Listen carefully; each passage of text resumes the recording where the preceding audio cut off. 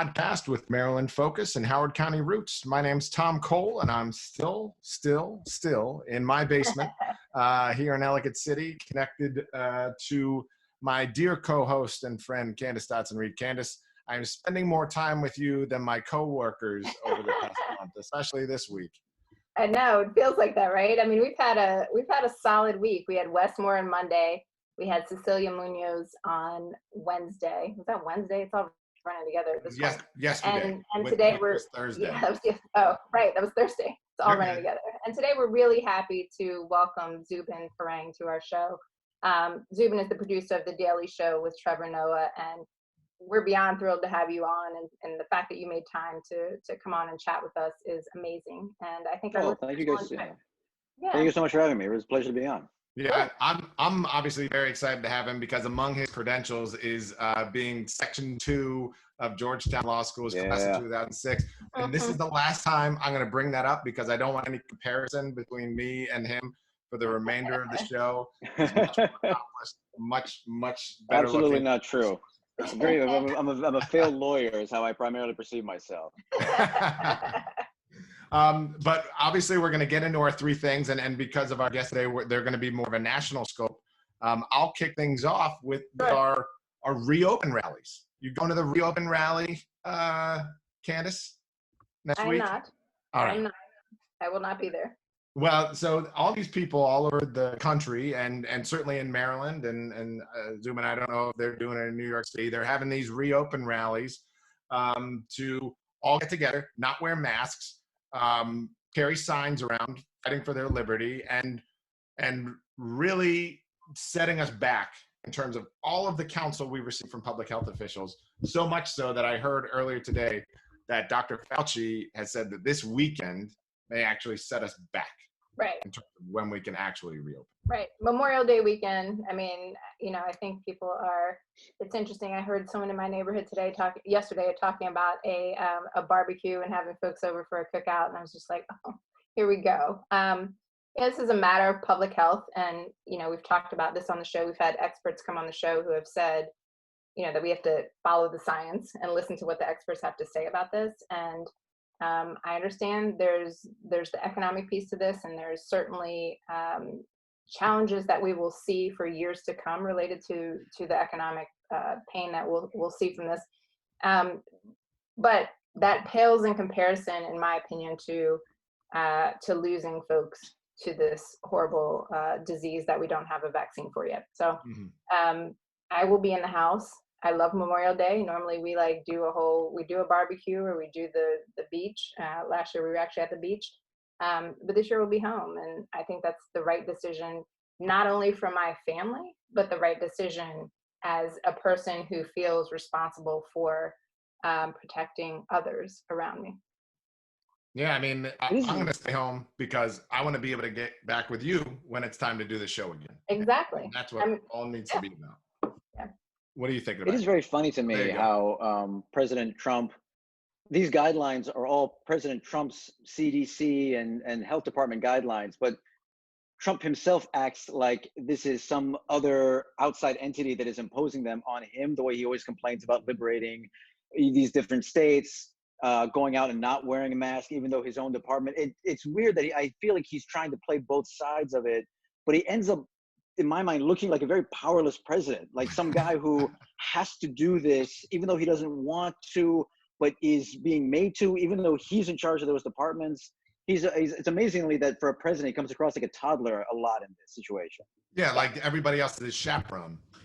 Yeah, everyone around him is wearing masks, and he's just sitting there like, I don't want to wear a mask. It's like, you're the president. I mean, you could just tell everybody to take the masks off. It's your department that's issuing all these guidelines. But it feels like he'd rather just act like he's like a teenager in a house that he doesn't make the rules. Right, exactly. So I'll start with the next thing that we're thinking about, and that's presidential candidate Joe Biden has started his list of vetting for vice president candidates. And so we saw that Senator Klobuchar is someone she leaked, I guess, that she was being. I believe she leaked. You think she leaked? I think she was like. I think I agree with you because we haven't heard that from anybody. I mean, maybe we're wrong, right? But we haven't heard anyone else talk about being vetted, or it hasn't been out there that anyone else is being vetted. I'm just gonna say this very frankly, like, Kamala Harris better be in the mix. Yeah, Like, I mean, actually better be in the mix, and she better be getting vetted. And there was a challenge that I just saw before we got on, that the presidential candidate Biden had apologized for something that he said at a rally, that you're not Black if you don't vote for him. And I'm like, oh, just please. that was Between that and when I saw this, I was like, please. I mean, we know what I'm gonna do, right? And we know what my family's gonna do, but it feels like every presidential candidate who goes on the Breakfast Club ends up having to apologize for something like right afterwards. It doesn't seem like it's a good move for them to go. It was almost like he got too comfortable, and then he started saying weird things. Well, yeah, the guy is good. He's good at that. It just makes you feel like, oh, I can say whatever I want to say. And then, like, next day you're like, I'm very sorry for my comments. Right. And there's some things. A friend of mine texted me and said this. When I was on this conference earlier, and she said, there's some things you say in the House, Biden, and some things you just do not say in public. There's things for public and things for the House, and that might be a conversation that you're having with a former president or a president, Barack Obama, but like, you don't say that in public. But speaking of things you don't say in public, I mean, with Joe Biden, when we're looking at his VP pick, we're really looking at the next president. And we're looking at the next president, not in 8 years. We're looking at the next president probably in 4 years, maybe less. Give a number. That's all I'll say about that. Yeah. Call it. 7 months, a year, 15 months, call it, Tom. That is something that I definitely just say in the House. But, I was certainly not excited, not inspired by Amy Klobuchar being the name that came out of the box. And I would put Kamala Harris as in my top 3 of people I would love to see. And I know you're number 1. That's cool.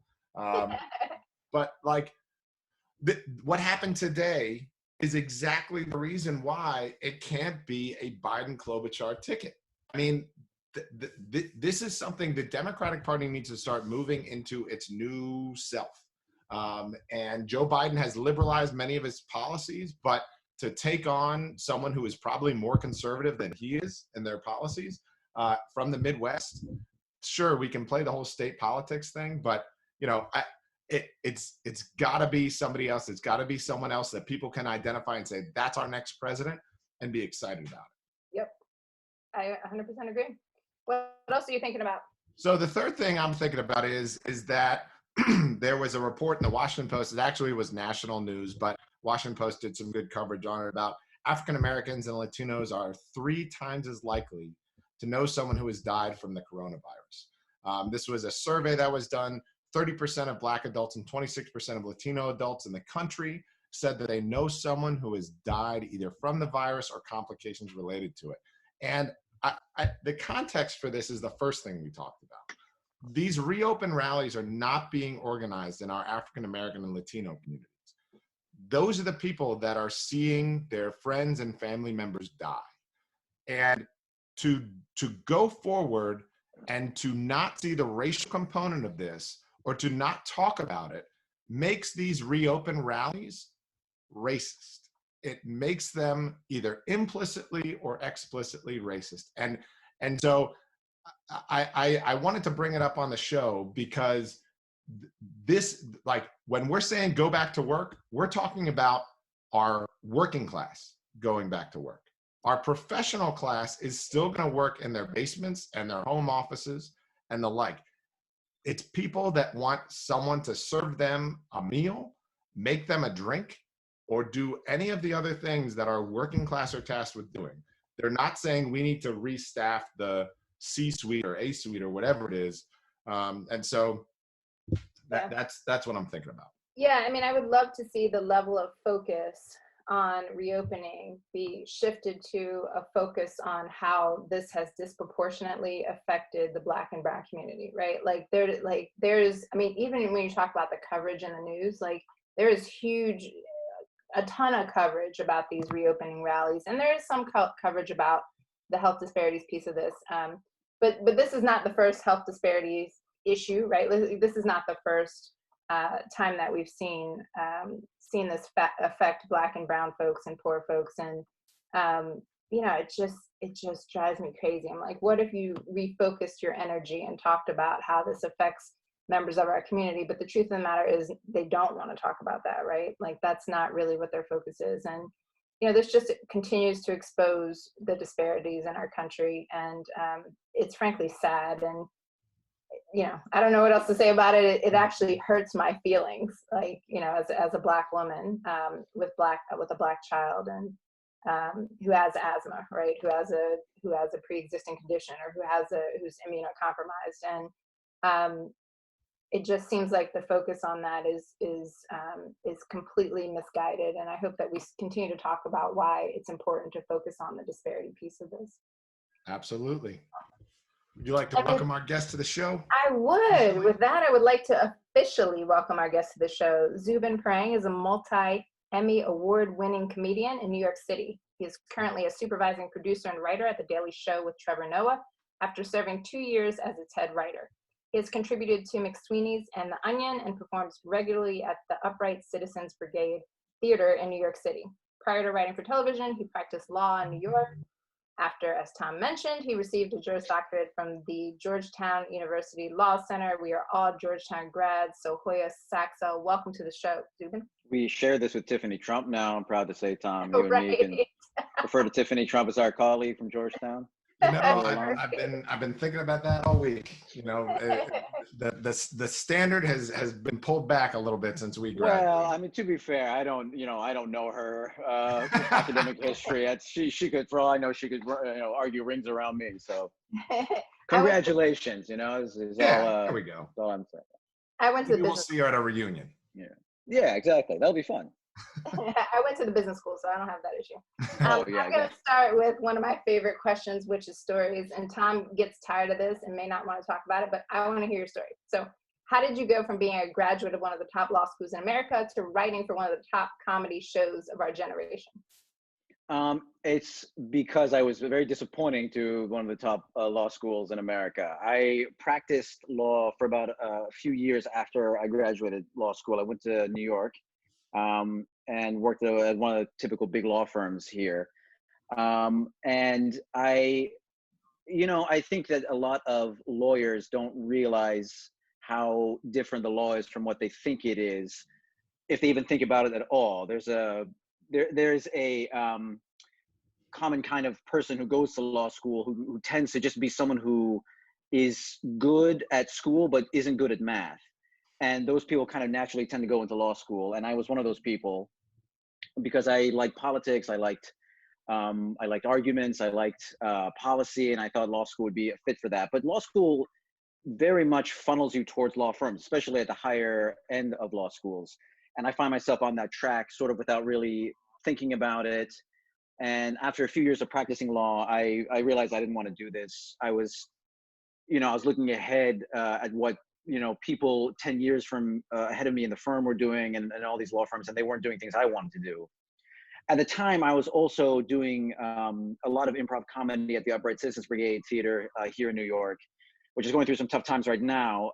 But at that time was the rising comedy theater in New York and really in the country. It was generating an enormous amount of talent that was ending up writing and performing in late night shows, Saturday Night Live, sitcoms. And I started performing in their improv teams. And I got to a point eventually where I was successful enough in that theater that I thought that if I was going to be any more active in the comedy scene, I had to leave law. And I was also motivated by the fact that a lot of people in my year at the Upright Citizens Brigade were beginning to get jobs in professional writing jobs at comedy shows. And I thought, I love these guys. They're all my fellow classmates. I can do it if they can do it. And that eventually spurred me to leaving the law and just trying to make a go of it as a working comedian. I was very lucky in that I happened to know, because I was on a team with her, Hallie Hagland, who I owe my career to in a major way. She was, at the time that I started performing on a Herald team with her, she was a receptionist at The Daily Show. And over time was promoted to being a staff writer. She recommended me for a staff writing position I still had to apply and present a writing sample and beat out the other applicants. But she was the one who got my foot in the door. And I got hired on The Daily Show in May of 2011. And I've been there since. I worked with Jon Stewart up until his retirement. I shouldn't say retirement, up until he left The Daily Show in 2015. I was Trevor Noah's first head writer. I became head writer upon his entry to the show. And then a couple of years ago, I became a producer and then a supervising producer on the show. I always tell myself, I don't know if, I'm a good fit for The Daily Show, but The Daily Show is a perfect fit for me. I love politics. I love talking about it. I love policy. I love comedy. And that's just a perfect show for me to write for and produce for. And I've been very lucky that to have bosses, both Jon and Trevor, who are just phenomenal people and comedians and just motivate and inspire me to do my very best. It's a lot different from the law. It's a completely different career path. But I'm pretty happy I made the jump. As you should be. One thing before we're going to get into The Daily Show, but before we do, every once in a while you have a Facebook friend that helps you see the world differently, and you've done that for me, particularly as it relates to you're a proud Iranian American. Your family is from Iran. Also, I post a lot of QAnon stuff, and that kind of opens your mind up a lot, right? And that's what I'm getting at in terms of. The one thing I always appreciated about your post was that it was a way of sort of distinguishing the Iranian government from the Iranian people. And I see some parallels about that now in terms of our government and our people. And I was wondering if you had seen that yourself, or rather if sort of that distinguishing point has translated now that we have a government, a figurehead that is really embarrassing our country and is very different than the majority of people who did not vote for him. It's interesting because I do think that especially Americans have a tendency to recognize that their leadership does not correlate with at least 49% of the country's voters, but they don't assume that of other countries. And that might be the case in other countries, but it's good to always remind yourself that it's very likely that a government that is at all polarizing to the world or is controversial is probably also dramatically controversial within the country itself too. And that by and large, most people, the vast majority of people, don't want conflict with other countries. They definitely don't want to go to war with other countries, barring an invasion. They certainly do not want to go to with other countries over oil blockades that other countries are asking to impose upon their countries for their own monarchy's benefit. And I think that I thought this with George W. Bush too, who I remember was initially the first election, he did not win the popular vote. Mm-hmm. And then now with Trump, who very badly lost a popular vote, Americans are constantly reminded that it's very easy to become the leader of a country without the popular support of the people. And that happens in, I would almost say, a majority of countries on the planet. Even for a lot of democracies, parliamentary democracies, there's a lot of times when the prime minister is not popular support. I mean, look at Boris Johnson, mm-hmm. Or Theresa May, who, Boris Johnson eventually won the election, but in his initial ascension to the prime ministership was a party vote that had nothing to do at all with a majority of voters. And I think that's something that I guess being Iranian American, I get to see that a lot more with Iran. But I think that I wish that Americans would recognize that in other countries a bit more, as much as they recognize it in the United States itself. So let's talk a little bit about the show and about Trevor Noah. Sure. I have seen his stand-up twice in the past 3 years because he came to UMBC, which was amazing and great. And then I also watched The Daily Show. And what I'm always fascinated about is that there's a really creative and smart way in which he infuses comedy with politics and with national issues, right? And so talk with us a little bit about what that's like to write that kind of content and how you help him make it so cool. It all really boils down to Trevor. Trevor is one of the more insightful people I've ever met in my life. I think that has to do a lot with his upbringing. being from South Africa, being raised in an apartheid society, being half white, half black, and having that mean what it does in South Africa, and then coming to the United States, which had its own different historically, but similar racial tensions. Also coming from a country which has had a history of corruption in its government and a history of patronage rule, coming to the United States, which is dealing with its own system of corruption, its own increasingly illegitimate seeming government. He has a lot of insights about how the United States works and how it compares on a global scale. I remember the first week he was at the show, he, just said that Trump, I feel like I'm at home. Trump is the most like an African dictator that I've ever seen of anybody outside of Africa. And to this day, I think that's the best framework for thinking about President Trump, in just his mannerisms, in what he thinks is important, his own instincts about how to be a leader and how to be a politician, all parallel very nicely with multiple African leaders. And that's the kind of insight that Trevor brings to the show. And a lot of writing is talking with him about an issue, getting his thoughts, getting his jokes, which he always just is a fount of jokes. And pitching my own jokes, and then all of us writers and producers in the room just riffing on it and just having fun and taking his insight and polishing it and adding jokes to it, and then presenting it. A lot of it is really just Trevor presents diamonds, and it's a very easy job. I'm just basically polishing Trevor's diamonds, and so it's pretty nice. Yeah.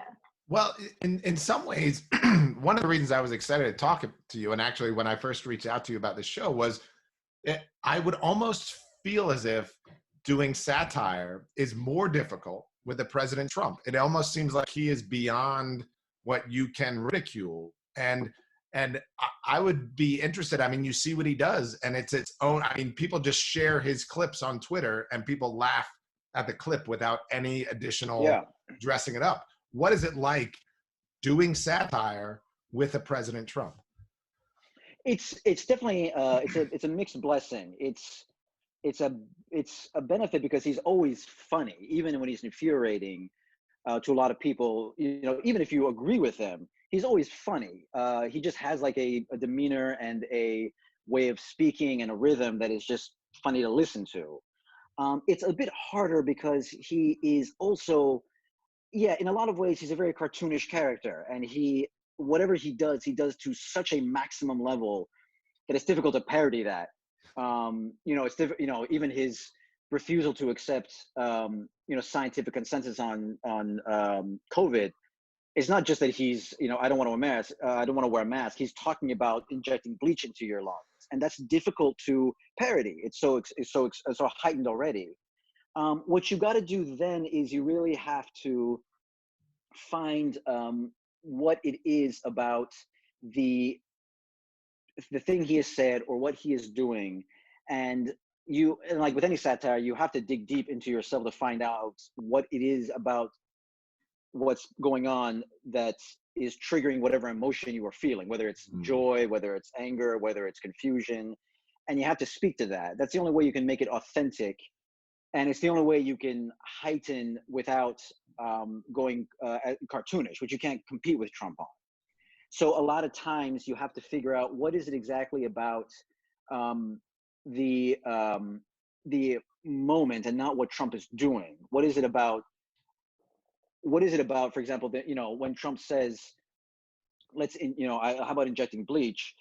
You have to think about what does it say about the United States that you have a president that is saying this right now? What does it say where America's at? And you have to find satire in these moments and on these issues, instead of just saying, how can we exaggerate what the president has said, because it's very difficult to do. That's very abstract the way I'm saying it. And it requires a lot of shifting the point of view to be about something that we feel like we actually want to talk about. It's one thing to say, the president is saying, let's inject bleach into our lungs. Great, that's a funny thing to show him saying, but let's shift the focus onto what does it mean that that the United States is unable to have any kind of coordinated federal leadership because of the president, and then we can find satire in that, Mm. because that's at least not related directly to what Trump is saying. Yeah. Right. And how does satire play into partisanship? Because part of your job is to hold up and ridicule elected officials, and more often than not, it's for Democrats to ridicule Republicans.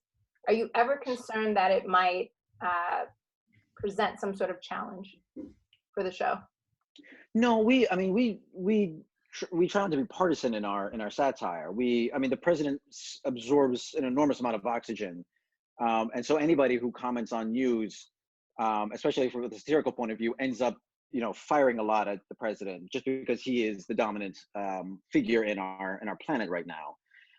But every time that we feel that Democrats have said something silly or risible or ripe for mockery, Trevor is very happy to take shots there. He doesn't. It's a benefit for us that because Trevor comes from outside the United States and has not been raised in a Democratic or Republican tribe. He is able to look at them without that kind of those blinkers on. So we try not to be partisan in our satire. We're only limited by what Trevor's point of view is on a subject, because if Trevor thinks a certain way about an issue, going at it from the opposing point of view isn't going to be authentic, and if it's not authentic, it's not going to be good comedy, because it's only funny if it's coming from an honest point of view. So that limits our satire. If Trevor thinks that it's something he wants to say and something he wants to a joke he can defend from his point of view, then we'll make it. We don't think about whether it hurts Democrats or hurts Republicans in that way. We're just going for the joke. Well, that raises an important point that I think our listeners may be interested in hearing about. I know my presumption about The Daily Show and how it was made is different than sort of what you've described, which is, from what you're telling me, a lot of this is sourced in Trevor Noah, and then you all as writers and producers branch out from that. I had perceived that it was more of these are the topics we're going to hit, and Trevor, let's talk about what your lines are going to be. So why don't you just go through a little bit about, you wake up in the morning, you got a show coming up that evening. How do you get from A to B? Well, it's not just a show, which is a good thing. We're very blessed to have a phenomenal social media team that allows us to basically make content any moment of the day that we want on Twitter or Instagram or whatnot. So we can react to any kind of news immediately. But we're a daily show. So we want to talk about what the conversation is about that day. So yes, we basically, in the morning, we get together, we see what the major news stories are that day.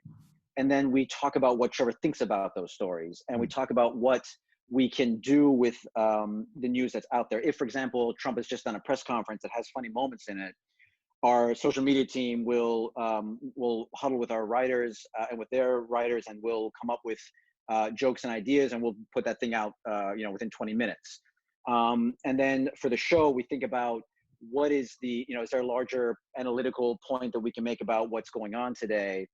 And that is what Trevor, comes out of with his point of view. So we are talking about the news of the day.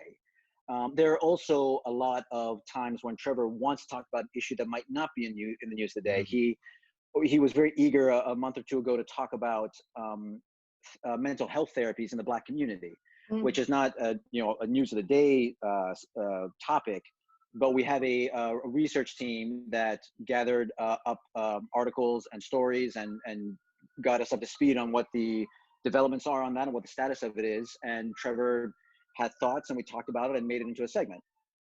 So it's what Trevor wants to talk about, and usually that's news of the day, because that's what everyone is focused on. That's what we want to talk about. Sometimes it's also issues that have been percolating in Trevor's mind that he wants to talk about, and then we figure out whether or not is that in a format that's good for our show to talk about, for like a monologue for him to discuss. Is it a really good montage or sketch that the social media team can put out, and then they'll do that. So whatever it is in whatever format, that's how we'll come at it. And that's determined, one, by what the story is, and two, what Trevor's thoughts are. It's always what Trevor's thoughts are that power our point of view. Such a smart, thoughtful, relevant show. I like really Thank appreciate you very that. much. Yeah, Really, it's to our benefit that we definitely want a viewership that is that reads the news. We want a viewership that is aware of news, but we want to be a show that if you haven't caught up in the news that day, if you aren't the kind of person who pays a lot of attention to politics or pop culture or sports, that if you come to the Daily Show, you can get a sense of what it was that was happening that day, an honest account of what happened that day with Trevor's thoughts about it. so great. That's our kind of our goal for any show that we do. And Yeah. Can I anything that build we off put of out. that, Candace? Yeah, sure. Yeah. So I've been thinking about this a lot in terms of the difference between where the Daily Show is in 2020 than where it was in 2006 or when it started. And I mean, our you and host is a lot just, blacker, for one thing.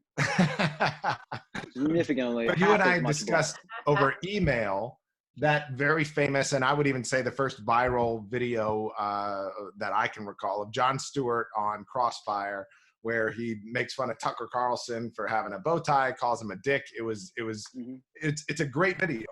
But one of the things that he points out is I'm not news. Like he says at one point, the lead into my show are talking puppets making crank phone calls.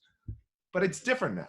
It's certainly, I know that John Oliver and The Daily Show are for at least, I'd say 20% of my friends, how they know what they should know, like how they know what's relevant.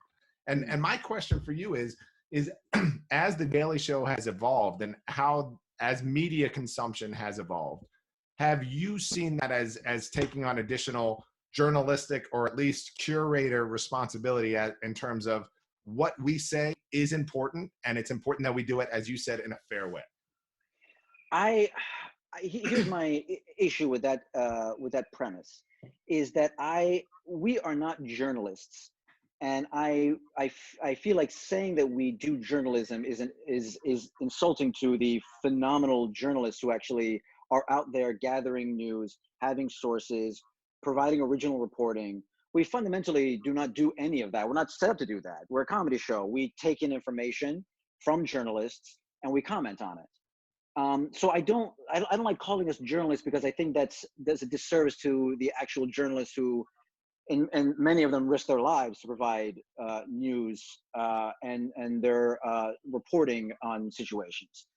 What we do curate, in the sense that we talk about what Trevor wants to talk about that day, and we try to be as fair as we can, while acknowledging that fundamentally we are providing Trevor's thoughts. And you come to the Daily Show to get Trevor's opinion on things, and if you think that that's he's not correct on something, or he is having the wrong opinion on something, okay, sure, it's just an opinion. But I think what drives us is to make sure, and I think what drives Trevor is to make sure that whatever he says and whatever he jokes about, he makes sure to come at it honestly, come at it thoughtfully, and come at it in a way that he can defend whatever he says. And I think that's all we can really be expected to do, and that's all that we can be expected to have as our goal. As a comedian, is that different than what you would do for just comedy? Like when you're doing improv, that's obviously different. If you're a comedian and you're sort of commenting on the news, is that different than what you do on The Daily Show?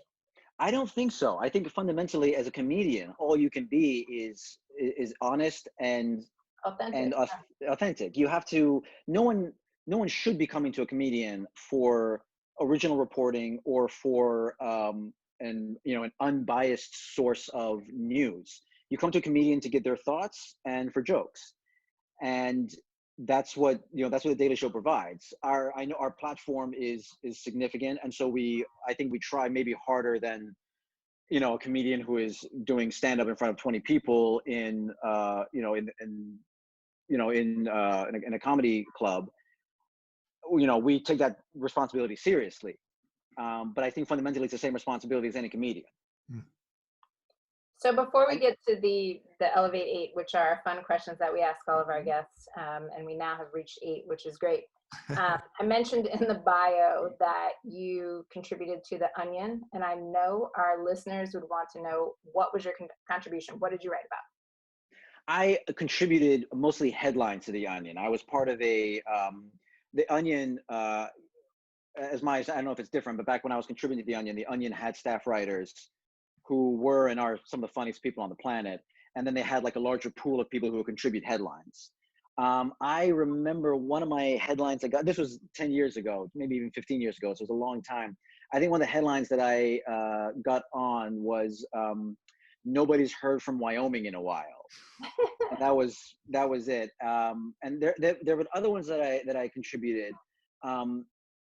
I just wish I remembered. I mean, it's so incredibly funny. Honestly, The Onion is one of those. I mean, as a comedian, I'm very jaded. I've heard it all, I've read it all, I've seen it all. But The Onion is one of those few sources that I still laugh out loud every time I go and click on. Are you telling me you were writing for The Onion while we were in law school?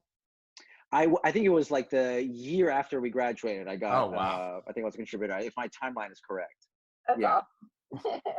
No, they're so good. The click hole is so good. Our Elevate 8, which end all of our interviews. The first question is, what was the last book, movie, and music recommendation you made to a friend or family member? So book, movie, music. You got to hit all three. Yeah, book, movie, and music. And you can also recommend for the first time on this show if you've not talked to someone for a long time.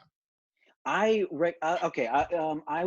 Let me just think. Movie. I just have it like 2 days ago. I just recommended to the producers and writers of the show. I recommended a movie on HBO called Bad Education that just came out a couple of weeks ago, which is based on that true story about this Roslyn High School out in Long Island, where the superintendent was embezzling like millions of dollars, and Hugh Jackman is in it, and Allison Janney is in it. I just watched it. I recommend that. For a book, I just finished a novel that where did I see it? I forget where I read. I might have been a.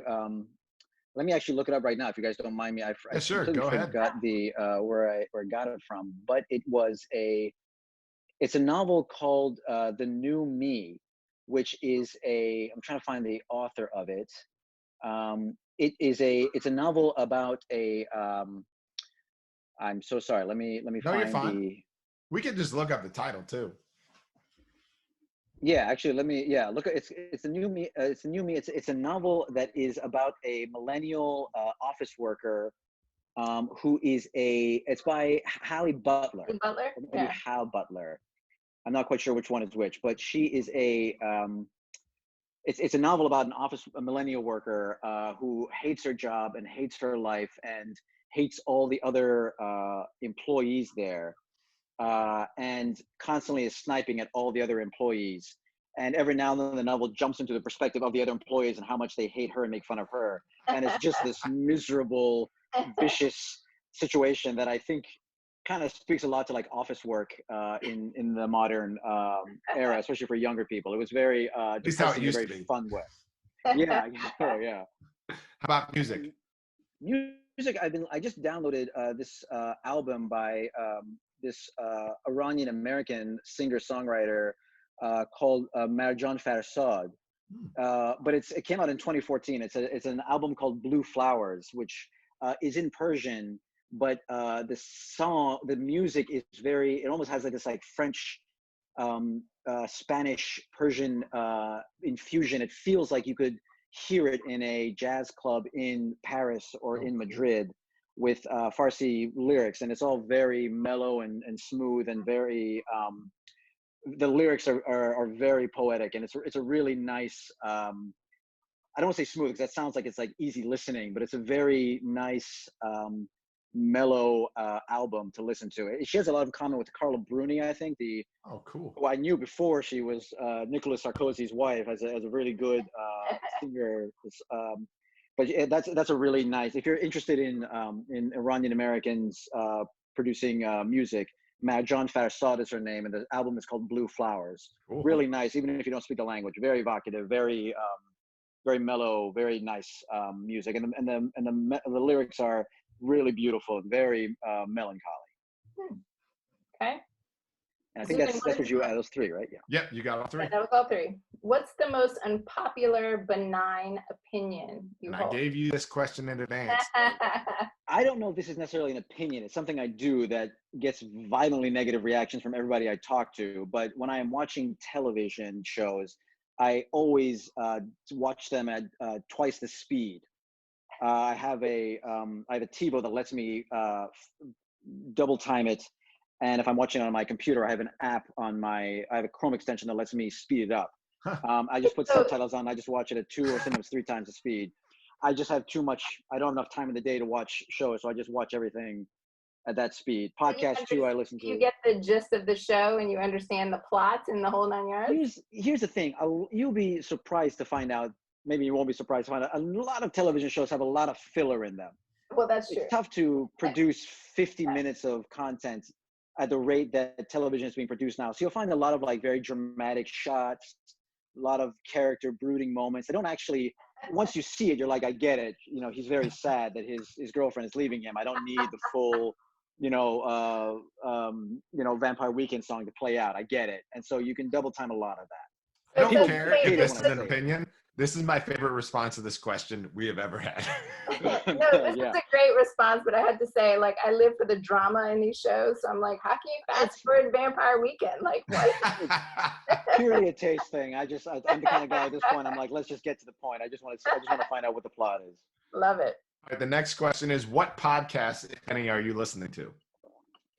I am a big Tennessee Volunteers football fan, so I listen to a lot of Tennessee football, and the Go Vols 24/7 podcast I listen to a lot. Come football season, if you follow Zhubin on Twitter, he's happy, excited, then he's sad for like the rest. I'm usually almost always sad. Yeah, Tennessee Volunteers, God bless them, have not had a good couple of decades. I think that's primarily the podcast I listen to the most. I also listen to some news podcasts. I listen to some leftist podcast, Chapo Trap House I listen to just to kind of get what the far left is thinking. I listen to Ben Shapiro every now and then to know what the right is thinking. I listen to so much politics during the day that I don't really listen to a lot of podcasts that are political. They're usually more escapist fare. So I listen to that. I listen to the Flop House, which is a bad movie podcast by a friend of mine who's a writer on The Daily Show. Oh, cool. Usually stuff that I usually would listen to on the subway ride to work, which I have not had to do for a couple of months now. So it's been a while since I've actually sat down and listened to a podcast. So that'd be one reason why I'm very hopeful that we can get back to a safe reopening of society soon. Yeah. What's the best meal in New York City? And this has to be something that you can now in these times get as carry out or take out. There are two that I would say, not to like keep just hitting this Iranian American note again, but there's a Persian restaurant in New York that has several spots. It's a local chain called Raval, and they have phenomenal Iranian food, and they do takeout. And then there's a restaurant in Brooklyn called Chela, which is a phenomenal Mexican restaurant that does takeout, which I've been going to a lot. Awesome. What activity or hobby have you rediscovered during quarantine? What activity or hobby? I have a guitar that one of my that a relative got me, and I have been trying to start playing it again a little bit, which has been something that I played a lot in college, and I have forgotten everything down to like the chord. So I'm trying to get back into it. And the problem with guitar playing is that, I don't know if you guys play guitar, but you can only do so much until your fingers start hurting until you build the calluses up again. So it's been like, 10 minutes here until my fingy wingies get really painful and I got to stop playing. But I've been trying to pick that up again. Nice. Very nice. What's the best advice you've ever received? Boy.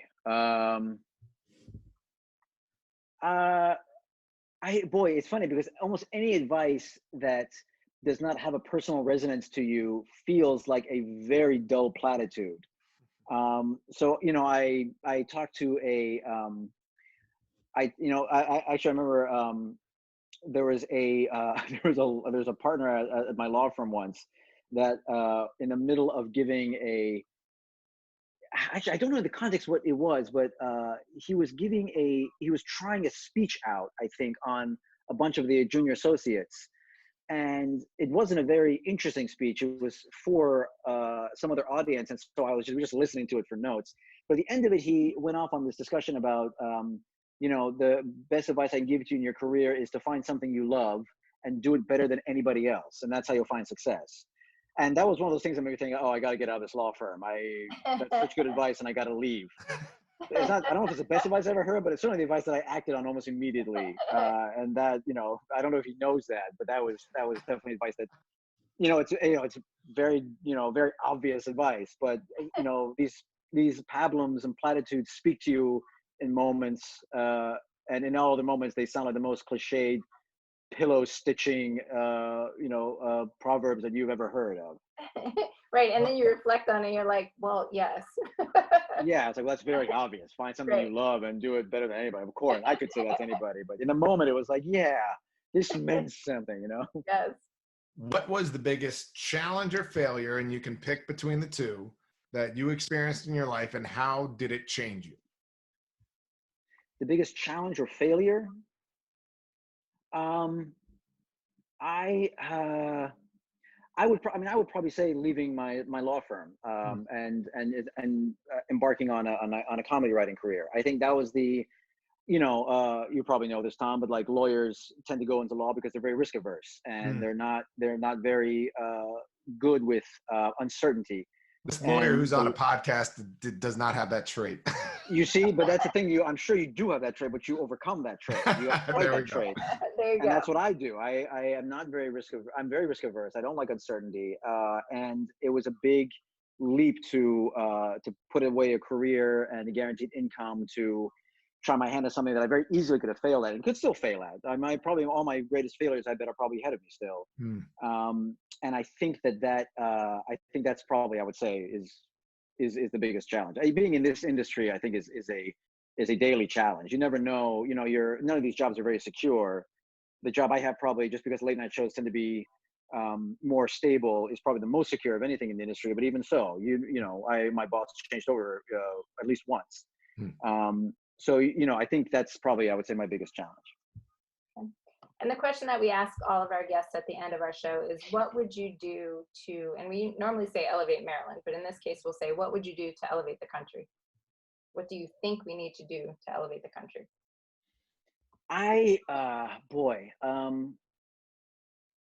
Just speaking as a American, it really feels like our country is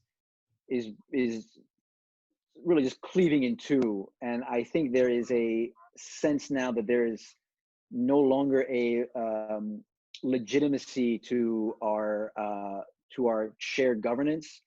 And I have structural opinions about that. I think that a part of that reason is because we have a federal government that is not elected by a popular vote and has an enormous amount of gerrymandering and structural setups so that people can be elected when they did not win the majority of the vote.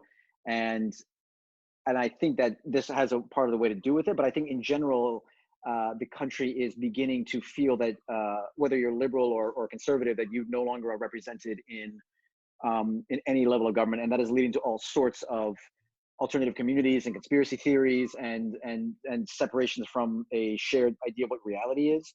And I guess I feel like in order to elevate the United States, I would probably restructure the federal government in a way that would make it more of a parliament.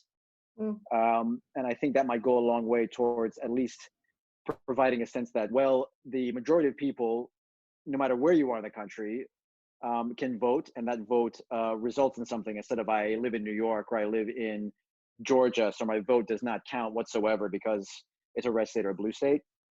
I think that would be I think that's how I elevate the United States. A wholesale overhaul of the federal government is my small idea for how to restructure and elevate the United States. All right. Well, I'll tell you what, I knew this was going to be an awesome show, and our listeners I watch our Facebook Live as the show is going. This has been a fantastic show. Thank you so much for coming on. Thank you. Not too many comments on my lack of haircutting, I hope. My complete failure. You're an personal essential employee. Don't they let you get haircuts? Yeah, you think so? Yeah. I was gonna But let you know, thank you so much. we don't talk about hair on the show right now. Yeah, good. I'm It's like a glad. thing. I'm very It's the glad. whole I'm very, thing. very glad. Yeah. Thank you so much. This was Thank you guys for having me. I really appreciate it. This has been very fun. All right. Goodbye, Facebook Live.